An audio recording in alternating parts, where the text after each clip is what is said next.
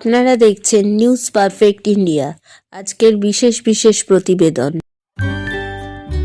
পশ্চিমবঙ্গের সমাজসেবী সংস্থাগুলির মধ্যে অন্যতম উজ্জ্বল নক্ষত্র হলো এই একান্ত আপন মহিলা সংস্থা, যা সৃষ্টি হয়েছে নিপীড়িত অসহায় মানুষদের জন্য। সারা বছর ধরে সমাজ কল্যাণমূলক কাজকর্ম করে চলে এই মহিলা সংস্থা। আর আজ দেবশ্রী ব্যানার্জির অনুপ্রেরণায় ও একান্ত আপন মহিলা সংস্থার সমস্ত সমাজসেবীর উদ্যোগে বসন্তকালের প্রধান উৎসব এই দোল উৎসবের আয়োজন করে তারা।